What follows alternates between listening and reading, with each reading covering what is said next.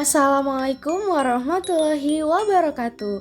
Halo teman-teman, kami dari kelompok 4 yang terdiri dari Mary, Anggun Hermayanti, Rizky Utari Wahiningrum, Salsabila, dan Nurifki Sakwan. Nah, kali ini kami akan menjelaskan salah satu materi dari mata kuliah strategi pembelajaran. Jadi, judul materi ini yaitu tentang mengelola kelas. Pada submateri yang pertama, kita akan membahas mengenai tujuan pengelolaan kelas.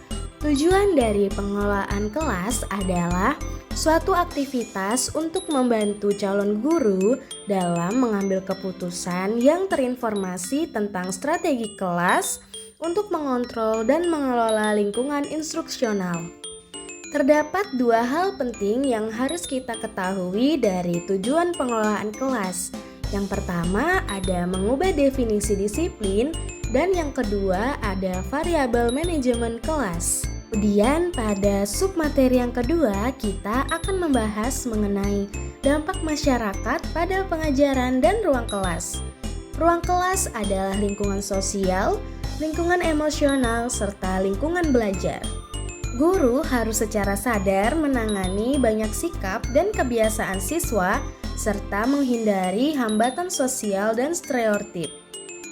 Lalu terdapat beberapa hal yang berkaitan dengan dampak masyarakat pada pengajaran dan ruang kelas. Yang pertama yaitu mencapai keberagaman dan kerjasama.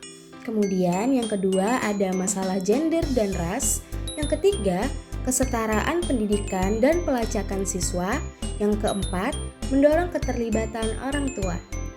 Kemudian kita masuk ke submateri yang ketiga mengenai model manajemen kelas. Di dalam model manajemen kelas terdapat beberapa hal yang harus kita ketahui. Yang pertama ada model disiplin diri siswa, kemudian ada terapi realitas, lalu ada model disiplin berfokus pada guru dan prinsip umum penggunaan manajemen kelas.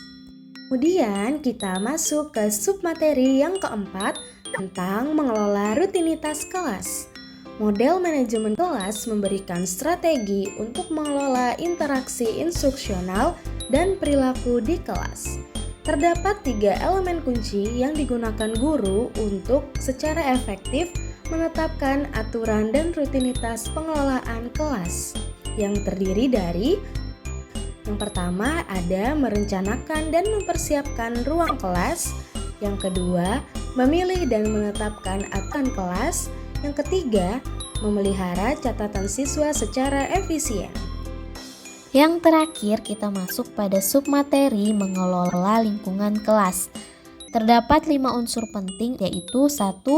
Memulai dengan baik.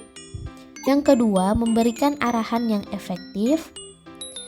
Yang ketiga, memantau lingkungan kelas. Yang keempat, mengelola gangguan kelas. Dan yang terakhir yaitu mengelola sikap dan perilaku siswa yang kasar. Sekian pemaparan materi mengenai mengelola kelas. Kami ucapkan terima kasih. Wassalamualaikum warahmatullahi wabarakatuh.